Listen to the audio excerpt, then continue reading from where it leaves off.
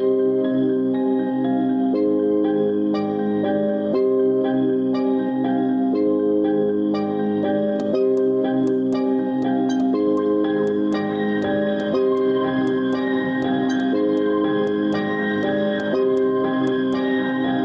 sablier est un instrument qui permet de mesurer un intervalle de temps. Il symbolise le temps qui passe. Les allégories du temps et de la mort portent un sablier. Le sablier était utilisé dans les navires. Il était l'horloge à bord.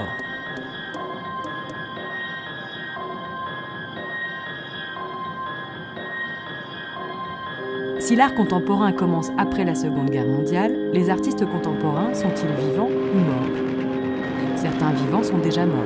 Certains morts, toujours vivants. Un monument aux morts est érigé pour honorer la mémoire des morts. Une œuvre d'art accompagne les noms des disparus. Une œuvre d'art, c'est une création faite par un artiste vivant ou déjà mort. Évacuez-moi toute cette terre!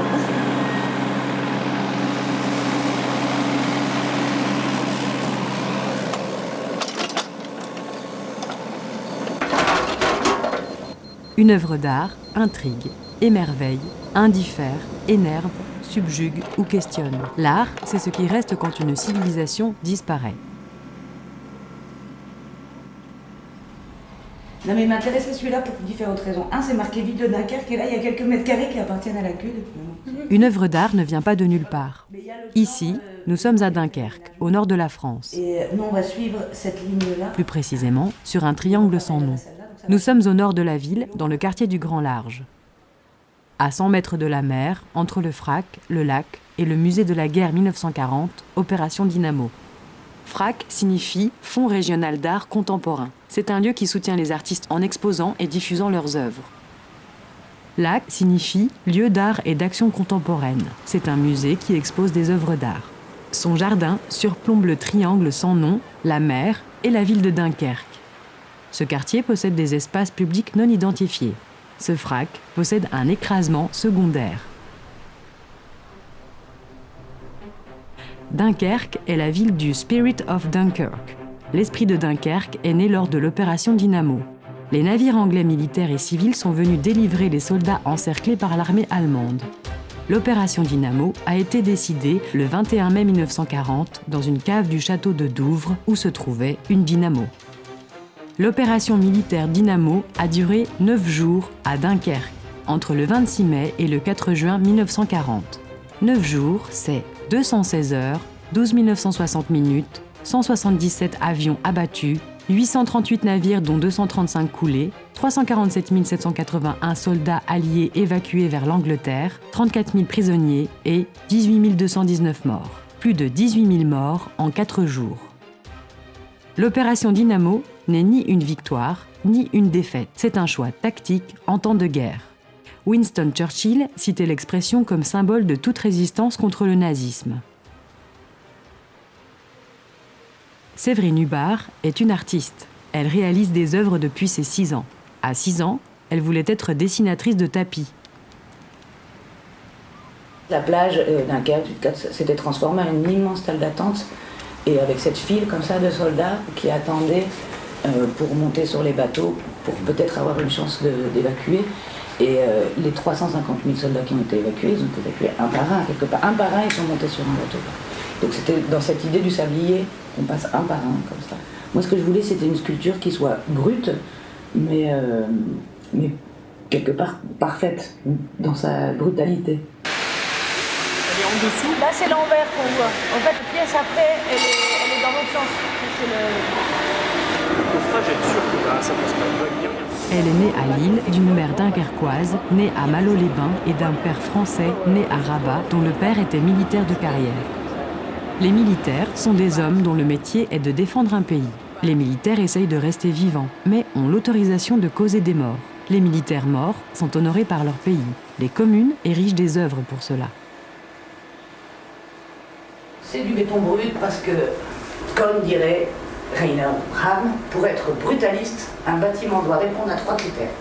Exposer sa structure, mettre en valeur les matériaux tels quels et marquer les esprits. Qu'on aime ou qu'on n'aime pas, c'est pas grave. Ce qu'il faut, c'est que ça marque les esprits. Ce qui m'intéresse, dans les dimensions, c'est que celui qui arrive à escalader les 4 marches, quand il est au centre, il a 50 tonnes de béton sous les pieds et 50 tonnes de béton sur la tête.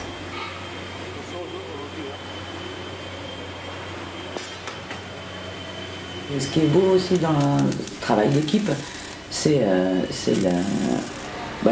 tout le monde soit un peu fier aussi de ce qui est mis en place. Pas seulement moi l'artiste, mais les gens qui le fabriquent aussi. Et puis après, peut-être les Dunkerquois, au moins les habitants du Grand Large. Dunkerque, c'est une agglomération de 210 000 habitants. Dunkerque, c'est un des premiers ports maritimes français de la mer du Nord. Dunkerque, c'est la première plateforme énergétique d'Europe. C'est une des villes les plus polluées aussi. Dunkerque, c'est le lieu où Séverine Hubbard a fait ses études d'art. L'histoire de l'art s'apprend, et l'art se pratique dans des écoles d'art. J'aimais bien travailler sur place et faire des choses in situ. J'avais commencé à faire une grande construction quand j'étais étudiante à Dunkerque dans une cour abandonnée, mais je ne l'ai même pas présenté à mon diplôme parce que je ne pensais pas que ça allait être mon travail. C'est seulement après que je me suis rendu compte que ce travail de construction, que j'ai appelé mon travail du mercredi, que je faisais avec les objets que j'ai récupérés au fur et à mesure, des planches dans la rue, c'est devenu la partie de mon travail la plus conséquente. L'école des beaux-arts de Dunkerque existe depuis les années 80. Elle lutte pour rester vivante. Les écoles d'art meurent aussi. Robert Filiou est un artiste mort en 1987 et resté vivant par ses œuvres et l'écriture de cette phrase. Art is what makes life more interesting than art. Séverine Hubbard a lu la phrase de Robert Filiou. Elle la cite régulièrement quand on lui demande « Pour vous, l'art, c'est quoi ?» L'art, c'est ce qui rend la vie plus intéressante que l'art. L'artiste puise dans l'histoire pour penser une œuvre. Elle s'inspire également du contexte. Elle travaille en se documentant, flânant, regardant, écoutant, imaginant des formes, des rythmes, des couleurs ou des ruptures. Ici, l'œuvre a besoin pour exister d'une commande, d'une artiste, d'un lieu, d'un public. Ce n'est pas l'artiste qui travaille l'œuvre, mais c'est l'œuvre qui travaille l'artiste. Quand je suis arrivée aux ateliers la première fois, là, j'ai dit « Ah, ça va ». J'étais rassurée. Oui, il y a du matériel, il y a des gants qui travaillent, ils sont équipés pour le faire. Ouais, et puis ils ont utilisé du métal, le gros IPN là, pour faire les bords, il n'y a pas de raccord, rien. Oui, c'est nickel. Vous êtes là jusqu'à quelle heure aujourd'hui pour le tronc ? Moi, je pense 16h30. L'artiste suit toute l'élaboration du sablier. Elle est à l'écoute des fonctionnements de chaque corporation et fait le lien entre les réunions, transfert de signatures et propositions concrètes. L'œuvre a aussi besoin d'argent. L'argent vient du commanditaire. Un commanditaire est l'initiateur. Il est le sponsor principal. Ici, le commanditaire, c'est la communauté urbaine de Dunkerque. Le commanditaire veut créer un signal dans l'espace urbain, il propose un concours et une consultation citoyenne. D'accord. Et le reste, c'est parfait. La mémoire, non ? C'est celle-là que je voulais que tu reprennes. Par un effet de symétrie inversée sont évoquées à la fois la menace de ces hommes pris en tenaille et le tour de passe-passe qui transforme ce qui avait les apparences d'une défaite en un premier pas vers la victoire. Le déclencheur, c'est le tournage du film Dunkerque, de Christopher Nolan. Christopher Nolan est un cinéaste, réalisateur, producteur, scénariste britanno-américain. Dunkerque a vécu au rythme du tournage pendant 2 mois. 2 mois, c'est un temps défini. C'est 61 jours, 1500 figurants, 450 techniciens, jusqu'à 200 millions de budget et plus de 6 millions d'euros de retombées pour la ville. Le sablier a coûté 175 000 € et rémunéré plus de 50 personnes. Séverine Hubbard y a travaillé pendant 6 mois pour un salaire de 34 000 € brut. 34 000 €, c'est 20% du coût global. 20%, c'est le montant alloué à l'aménagement paysager. 20%, ce sont les charges sociales dues à la Maison des artistes. En 1940, les opérateurs militaires filment la guerre. En 1958, Leslie Norman réalise une première fiction, Dunkerque. En 2017, Séverine Hubbard nomme le triangle sans nom en érigeant le sablier.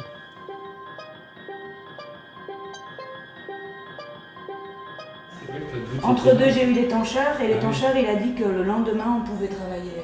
Une fois que lui, il est passé, et on met des crochets quand même, mais qui vont servir à rien. Et voilà. Il ne faut pas faire seulement l'étanchéité, il faut faire l'isolation aussi. C'est passionnant. Mais 3 réunions pour revenir à ma proposition de départ. Sauf que c'est de la politique. Maintenant, c'est pas moi qui l'ai dit, c'est eux. Donc ça va. Après validation du projet, un bureau d'études prend le relais. Un bureau d'études est composé d'ingénieurs qui calculent la faisabilité de l'œuvre. L'œuvre est réalisée par une équipe. L'équipe est formée de chefs, de constructeurs, conducteurs, soudeurs, coffreurs, chaudronniers, grutiers, étancheurs, jardiniers, électriciens, sans oublier les contrôleurs, les comptables, les gestionnaires, secrétaires, hôtesses. Le sablier est en béton, en pierre liquide, tout comme les blocos, bunkers et la plupart des villes reconstruites d'après-guerre. T'as pas été ton coffre. Allez, vas-y. Oh, tu peux mettre tout ce que tu veux.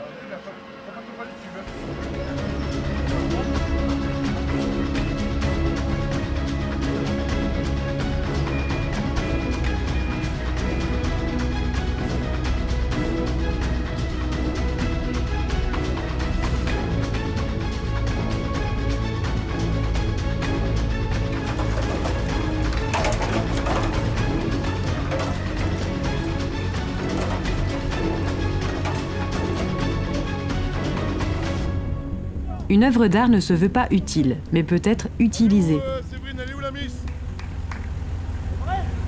Oh, fini, hein? Personne ne se demande s'il aime un sablier. Les objets utiles ne se jugent pas, et la mémoire s'écoule si on ne l'affiche pas dans le réel. Le public est invité à s'asseoir sur les marches. Il peut s'approprier le sablier, pour le meilleur et pour le pire, jusqu'à ce que la mort les sépare.